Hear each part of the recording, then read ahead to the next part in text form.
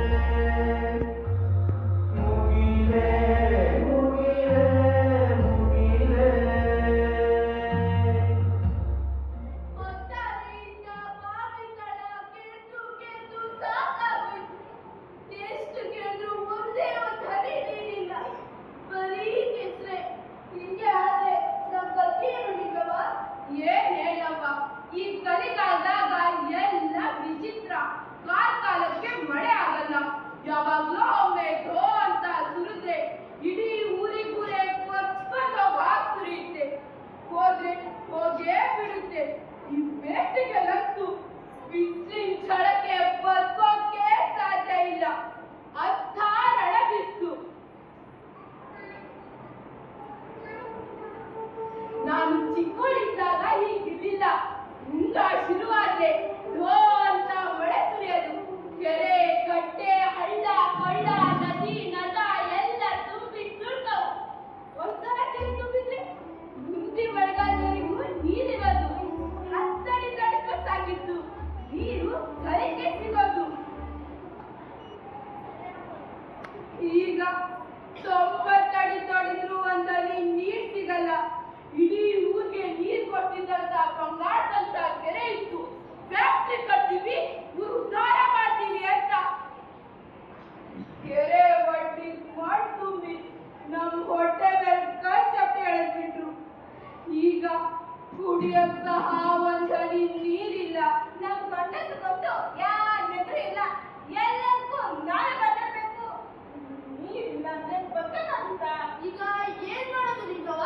ದಿನ ನೀರು ನೀರು ಅಂತ ಜಗಳ ಆಡ್ತಿದ್ದೆಲ್ಲ, ಈಗ ಜೊತೆ ಜಗಳ ಆಡಿಯೋ ಇಲ್ಲೇ ಸುತ್ತಾಡಿ ನಿನ್ ಜೊತೆ ಆಡ್ತೀನಿ ತಗೋ. ಈ ನಿಂಗವ್ವ ಜೊತೆ ಜಗಳ ಆಡಿದ್ರೆ ನೀರು ಸಿಕ್ಕಿದ್ದ? ಬೇರು ಕೆರೆ ಹೋಗೋದಲ್ಲಿ ನೀರೇ. ಅವರೇ ಜೊತೆ ಜಗಳ ಆಡಿದ್ರೆ ನೀರು ಸಿಕ್ಕರು ಸಿಗ್ಬೋದಪ್ಪ. ಏನು ಬೇರು ಕೆರೆಯವರು ನಮಗ್ ನೀರು ಕೊಡ್ತಾರ? ಅದ್ಯಾಕೆ ಕೊಡಕ್ಕಿಲ್ಲ? ನೀರನ್ನ ಅವ್ರಪ್ಪನ ಮನೆ ಸತ್ತ. ಅವ್ರಪ್ಪಂದು ಅಲ್ಲ, ನಮ್ಮಪ್ಪಂದು ಅಲ್ಲ. ಆದ್ರೆ ತಲಾಂತರದಿಂದ ಅವ್ರನ್ನ ಬೇರೆಯವ್ರಿಗೆ ಮುಟ್ಟಕ್ ಕೊಟ್ಟಿಲ್ಲ. ಹಾಗಂತ ನಮಿಗೂ ಇಷ್ಟ ದಿನ ಕೇಳೋ ಸ್ಥಿತಿ ಬಂದಿರ್ಲಿಲ್ಲ. ಆದ್ರೆ ಈಗ ಜಗತ್ತಿಗೆ ನೀರಿನ ಕವಡೆ ಬಂದದೆ. ನಾವು ಬದುಕ್ಬೇಕಂದ್ರೆ ಹೋಗ್ಲೇಬೇಕು. ಕೊಡೋದು ಬಿಡೋದು ಆಮೇಲೆ, ಮತ್ತು ಕೇಳೋಣ ನಡೀರಿ. ಸರಿ, ಹಾಗಾದ್ರೆ ಕೇಳೋಣ ನಡೀರಿ.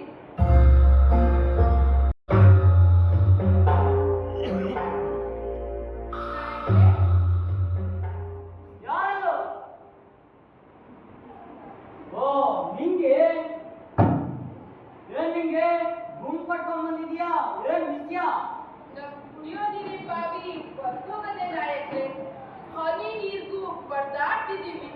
ನಮಿಗೂ ಒಂದ್ ಸ್ವಲ್ಪ ಕುಡಿಯಕ್ಕೆ ನೀರ್ ಕೊಟ್ಟಿದ್ರೆ ಬಹಳ ಉಪಕಾರ ಆಗ್ತಿತ್ತು. ಕೇಳಿದ್ರೆ ಅಮ್ಮವ್ರೆ, ಈ ಕೆಳಗಿನ ಕೆರೆಯವರು ನಮ್ಮ ಬಾವಿ ನೀರು ಕೇಳೋದಾದ್ರು ಶಾಂತಮ್ಮವ್ರೆ, ಇದೊಂದು ಉಪಕಾರ ಮಾಡಿ ಪುಣ್ಯ ಕಟ್ಕೊಳ್ಳಿ.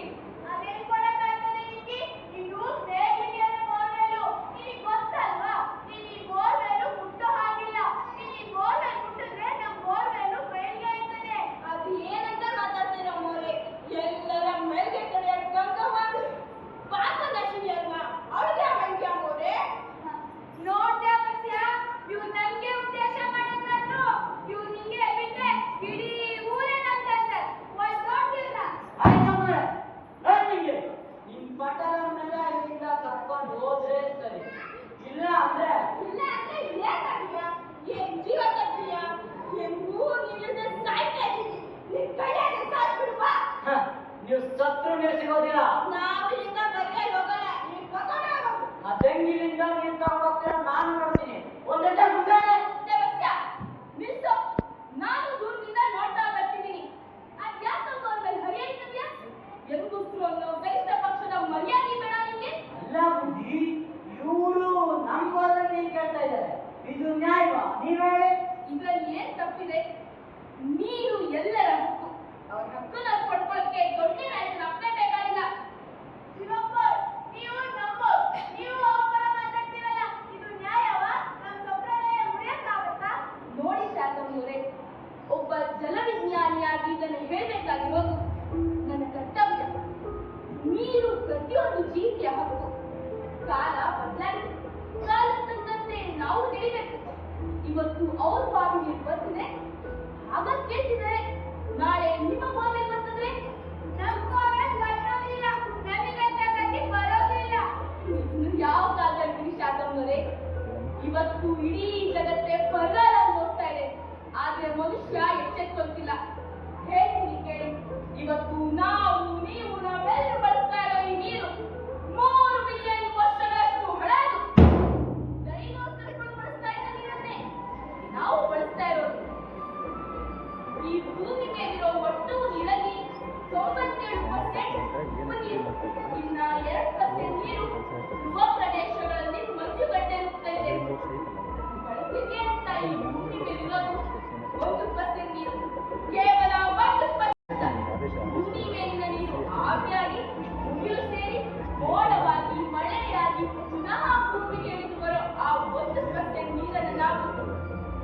ಕಾರ್ಖಾನೆಗಳಿಂದ ಕ್ರಿಮಿನಾಶಕ ಕೀಟನಾಶಕಗಳಿಂದ ಬೇಕಾಬಿಟ್ಟಿ ಬಳಸಿ ಕುಡಿಯೋದ್ರಲ್ಲಿ ತಪ್ಪು ಹೆದರುವಷ್ಟು ಹಾಳು ಮಾಡಿದ್ದೀವಿ.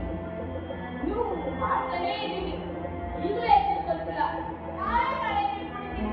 ನಾವು ಕುಡಿಯೋದು ಬೋರ್ವೆಲ್ ನೀರು. ಬೋರ್ವೆಲ್ ನೀರು ಎಲ್ಲಿಂದ ಬರುತ್ತೆ ಶಾಸಮ್ಮ? ಭೂಮಿಗೆ ಬಿದ್ದ ಮಳೆ ನೀರು ಇಂಗಿ ಮೇಲ್ಸ್ತರದಲ್ಲಿ ಶೇಖರವಾಗಿ ಸಿಗೋದೆ. ಬಾಕಿ ಅಂತರ್ಜಲ ಈ ನೀರು ಕೆಲವೇ ತಿಂಗಳುಗಳಲ್ಲಿ ಶೇಖರವಾಗುತ್ತೆ. ಅದೇ ನೀರು ಬೋರ್ವೆಲ್ ಮಟ್ಟಕ್ಕೆ ಇಂಗೋಕೆ 100 ವರ್ಷಗಳೇ ಬೇಕು. ಇನ್ನು ಭೂಮಿ ಒಳಗಿನ 3ನೇ ಸ್ತರಕ್ಕೆ ಇಂಗೋಕೆ ಕೋಟ್ಯಾಂತರ ವರ್ಷಗಳೇ ಬೇಕು. ನಾವೀಗ ಆ ನೀರನ್ನು ಲೂಟಿ ಮಾಡ್ತಿದ್ದೇವೆ. ಪ್ರಕೃತಿ ತುಂಬಿಸಿಟ್ಟಿರೋ ಅಂತರ್ಜಲದ ಖಜಾನೆನ ತೋರಿಸ್ಕೊತಾ ಇರೋ ನಾವು ಅದನ್ನ ತುಂಬಿಸೋಕೆ ಏನು ಮಾಡ್ತಿಲ್ಲ.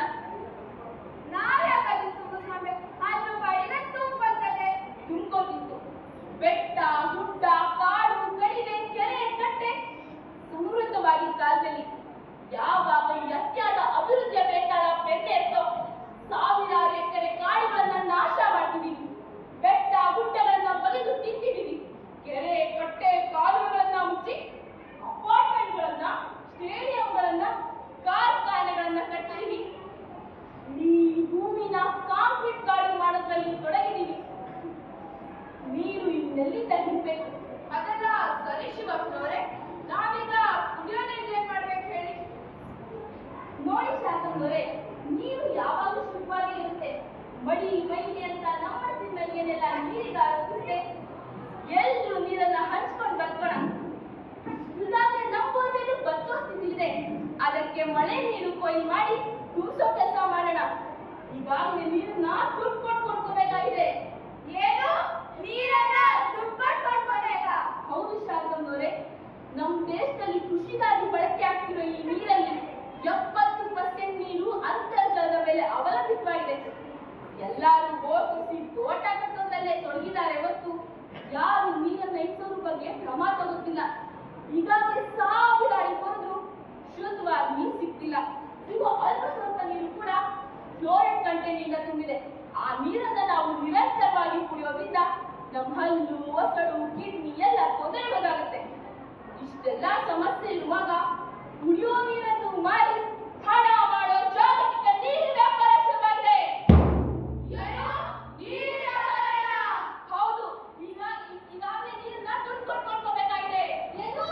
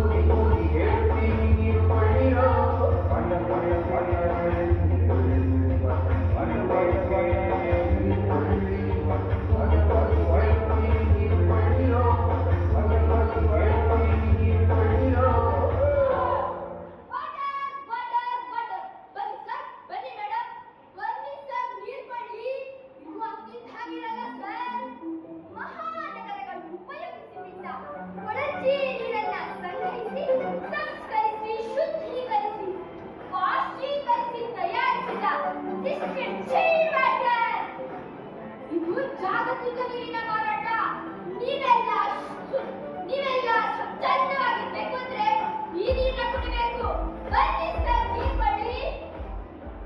ಇದು ಹೋಲಿಲ್ಯಾಂಡ್ ಬಾಟ್ಲಿಂಗ್ ಪ್ಲಾಂಟ್ ನೀರು. 1662 ನಲ್ಲಿ ಇಂಗ್ಲೆಂಡಿನಲ್ಲಿ ಶುರುವಾದ ಕಂಪನಿ ನೀರು. ಉತ್ತಮ ಆರೋಗ್ಯಕ್ಕಾಗಿ ಉತ್ತಮ ನೀರು. ಇದು ಜಾಕ್ಸನ್ ಸ್ಪಾದವರ ನೀರು. ಬನ್ನಿ ಸರ್, ನೀರು ಕೊಡ್ಲಿ. ಇದು ಜೋಸೆಫ್ ಹಾಕಿನ್ಸ್ ಕಂಪನಿ ನೀರು.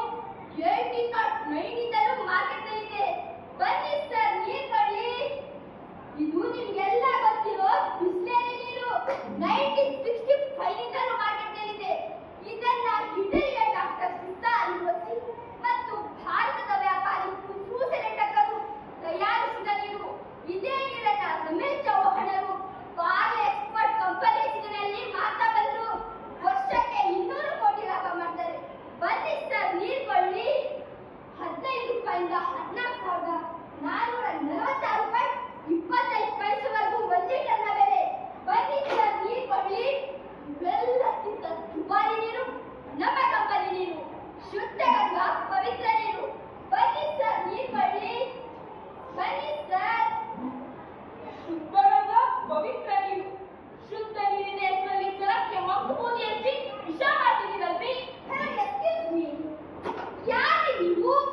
ಆರ್ಒ ಟೆಕ್ನಾಲಜಿಯಿಂದ ಬಂದಿರೋ ಪ್ಯೂರ್ ವಾಟರ್ನ ವಿಷ ಅಂತೀರಲ್ರಿ? ನೀವು ಕಳಿಸಲಿಲ್ಲ. ನಿಮ್ಮ ಆರ್ಒ ಟೆಕ್ನಾಲಜಿ ಅಂದ್ರೆ ನಿಮಗೆ ಗೊತ್ತೇನ್ರಿ? ಆರ್ಒ ಟೆಕ್ನಾಲಜಿ ಅಂದ್ರೆ ರಿವರ್ಸ್ ಆಸ್ಮೋಸಿಸ್ ಅಂತ ಅರ್ಥ. ಅಂದ್ರೆ ನೀರನ್ನು ಫಿಲ್ಟರ್ ಮೂಲಕ ಒತ್ತಡದಲ್ಲಿ ತಳ್ಳಿ ಶುದ್ಧ ನೀರನ್ನ ಎಳ್ಕೊಳ್ಳೋ ತಂತ್ರಜ್ಞಾನ. ಈ ನೀರನ್ನ ನಿರಂತರವಾಗಿ ಕುಡಿಯೋದ್ರಿಂದ ವಿಟಮಿನ್ B12 ಕೊರತೆಗೆ ಒಳಗಾಗ್ತೀವಿ.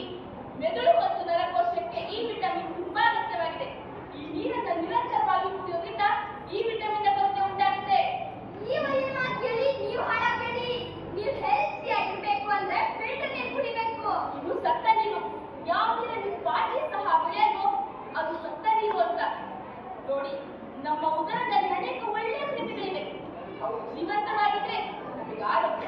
ಅವು ಜೀವಂತವಾಗಿರುವುದು ನೀರಿನಲ್ಲಿ ಬರುವ ಸೂಕ್ಷ್ಮ ಜೀವಿಗಳು ನಮ್ಮ ಉದರ ಜೀವಿಗಳ ವಿರುದ್ಧ ಹೋರಾಡಿದಾಗ ಮಾತ್ರ. ಇಂತಹ ಜೈವಿಕ ಹೋರಾಟದಲ್ಲಿ ನೀರಿನ ಕ್ರಿಮಿಗಳು ಸಾಯುತ್ತವೆ. ನಮ್ಮ ಉದರ ಜೀವಿಗಳು ಅವುಗಳನ್ನು ಸೋಲಿಸಿ ಮತ್ತಷ್ಟು ಬಲಶಾಲಿ ಆಗ್ತವೆ. ಹಾಗಂತ ಅನ್ನೋಣ ಜಿಲ್ಲೆ, ಹೇನು, ಸೀರು, ಕೂರೆ ಇವುಗಳನ್ನೆಲ್ಲ ತಿನ್ನಕ್ಕಾಗತ್ತಾ? ಇದು ನಗೆ ವಿಚಾರ ಅಲ್ಲ, ಜೀವ ವಿಚಾರ. ಆರ್ಒ ನೀರು ನೀರಿನ ರಾಜಕಾರಣ ಜನರಲ್ಲಿ ನೀರಿನ ಮೇಲೆ ಭಯ ಹುಟ್ಟಿಸಿದೆ. ಬಾಟಲಿ ಒಳಗಿರೋದು ಮಾತ್ರ ಶುದ್ಧ ನೀರು ಎಂಬ ಭ್ರಮೆ ಮೂಡಿಸಿದೆ. ಶುದ್ಧ ಎಂಬುದು ಯಾವಾಗಲೂ ಸಾವಿನತ್ತ ಚಲಿಸುತ್ತಿರುತ್ತದೆ. ಜಾಸ್ತಿ ಓದಿರೋರು, ತಲೆ ಕೆಟ್ಟಿರೋರು ಇಂಥವ್ರನ್ನ ಕೇಳಬೇಡಿ.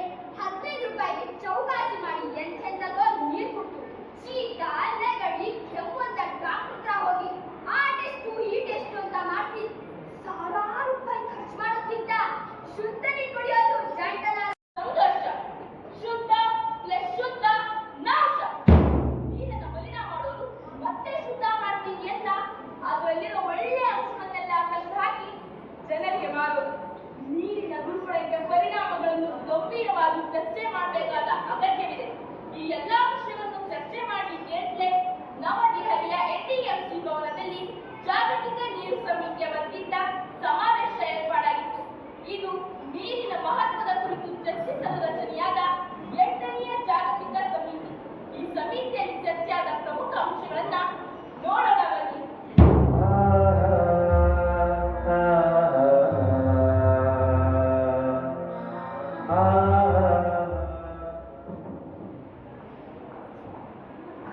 ನೋಡಿ, ನಾವು ನೀರನ್ನ ಹೇಗೆಲ್ಲ ಮಲಿನ ಮಾಡಿದ್ದೀವಿ. ವಿಷಕಾರಿ ತೈಲಗಳಿಂದ, ಕಾರ್ಖಾನೆಗಳ ವಿಷಪೂರಿತ ರಾಸಾಯನಗಳಿಂದ, ಬೃಹತ್ ನಗರಗಳ ಕೊಳಚೆಗಳಿಂದ, ಗಣಿಗಾರಿಕೆಯ ವಿಷಗಳಿಂದ, ಪ್ಲಾಸ್ಟಿಕ್ ತ್ಯಾಜ್ಯಗಳಿಂದ. ನೀರು ಅಭಿವೃದ್ಧಿಯ ಹೃದಯ ನಿಜ. ಆದರೆ ಅಭಿವೃದ್ಧಿಯ ಹೆಸರಲ್ಲಿ ನೀರನ್ನ ಮಲಿನ ಮಾಡೋದು ಎಷ್ಟು ಸರಿ?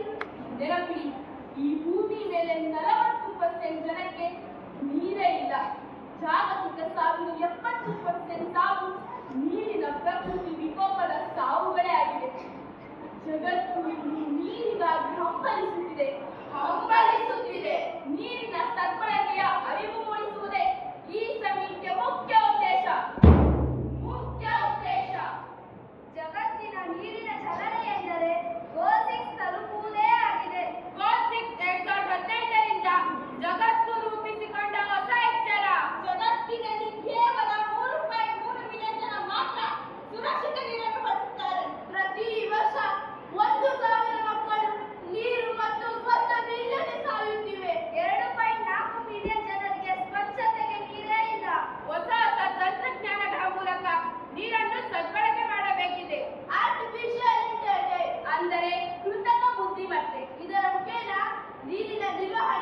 ಹೊಸ ಸ್ವರೂಪ ಪಡೆಯಲಿದೆ.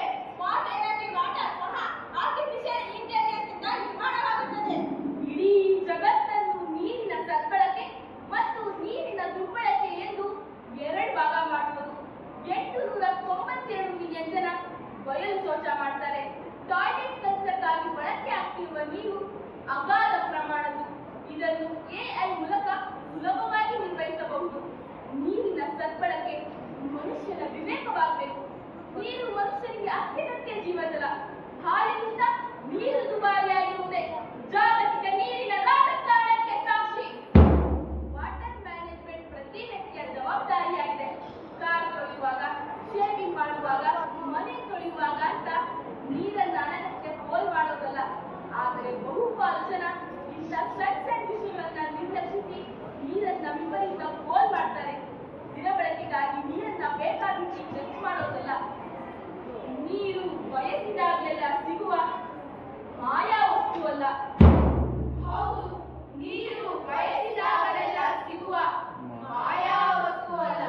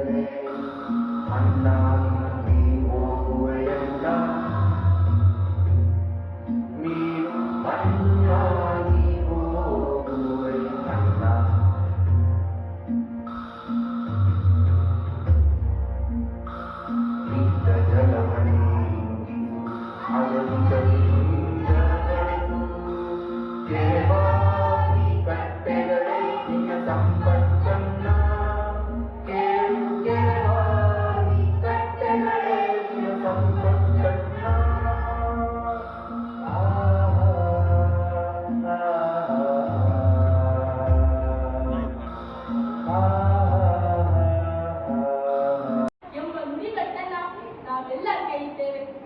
ಆದರೆ ಮತ್ತು ಗಂಗೆಯ ನೀರಲ್ಲಿ ಸ್ನಾನ ಮಾಡೋ ಹಾಗಿಲ್ಲ, ತುಂಗೆಯ ನೀರನ್ನ ಕುಡಿಯೋ ಹಾಗಿಲ್ಲ, ಅಷ್ಟು ಮಲಿನ ಮಾಡಿಟ್ಟಿದ್ದೇವೆ. ನಮ್ಮ ಅಜ್ಞಾನ ಕಸವನ್ನ, ಅಭಿವೃದ್ಧಿಯ ವಲಸನ್ನ ನದಿ ನೀರಿಗೆ ಬಿಟ್ಟು ಬಿಟ್ಟು ಈ ಸಮುದ್ರವೆಲ್ಲ ಪ್ಲಾಸ್ಟಿಕ್ನಿಂದ ತುಂಬಿ ಹೋಗಿದೆ. ಇದರಿಂದ ಇಡೀ ಜಲಸಂಕುಲವೇ ಅಳಿವಿನಂಚಿಗೆ ತಲುಪಿದೆ. ಅವುಗಳ ಮೂಕ ವೇದನೆಯನ್ನ ಕೇಳೋದು ಯಾರು?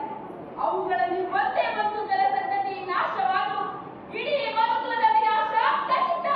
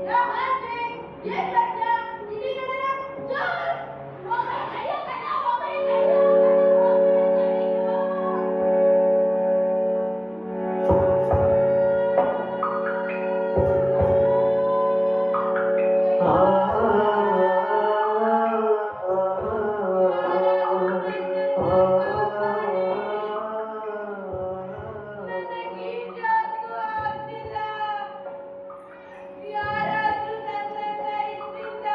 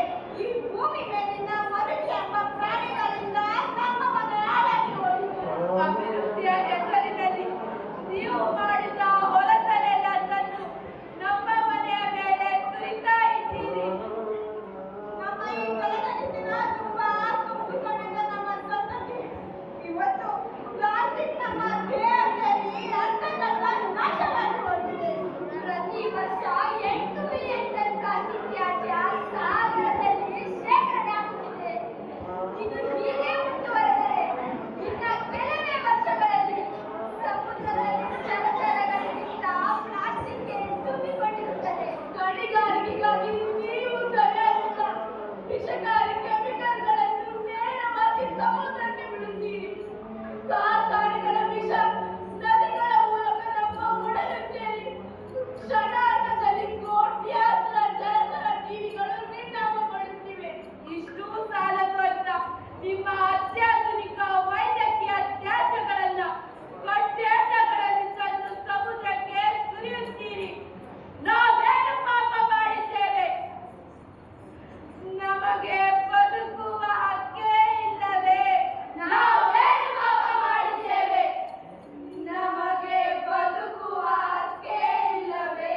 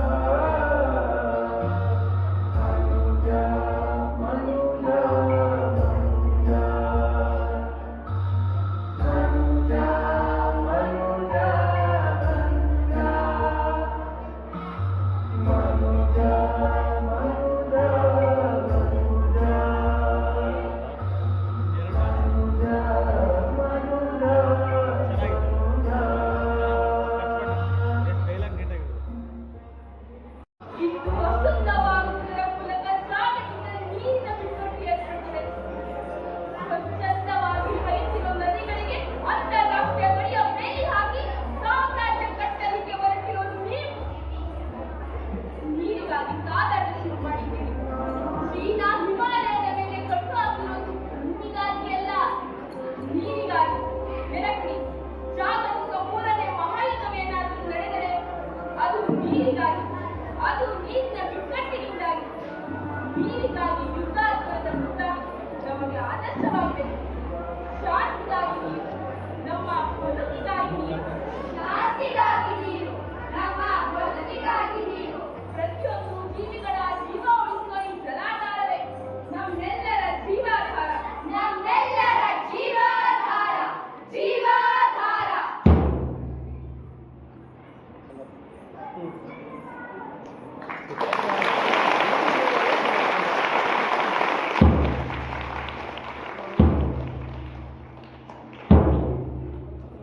ಅಲ್ಲಿ ಹೋಗಿದ್ರೆ ತಿಮ್ಮೇಶ್ ಇವರೇ ಪೂರ್ತಿ ನೋಡಿ. ಇವರು ಇಲ್ಲಿ ಬಂದಿದ್ದಿಲ್ಲ, ಬಟ್ ಅಲ್ಲಿ ನಿರ್ವಹಣೆ ಮಾಡ್ತಾ ಇದ್ರು. ಎಷ್ಟು ಕಷ್ಟ ಗೊತ್ತಾ? ಒಂದೊಂದು ಡೈಲಾಗ್ ಕೂಡ ನೆನ್ಪಿಟ್ಕೊಂಡು ಹೇಳೋದು ನೀವು 10 ಕ್ವಶನ್ ಪೇಪರ್ ಬರೆದಷ್ಟು ಕಷ್ಟ. ಒಂದು 4 ಡೈಲಾಗ್ಗಳು ಅಂಥದ್ದು. ಇವ್ರಿಗೆ ಮತ್ತೊಮ್ಮೆ ಜೋರಾದ ಚಪ್ಪಾಳೆ ಮೂಲಕ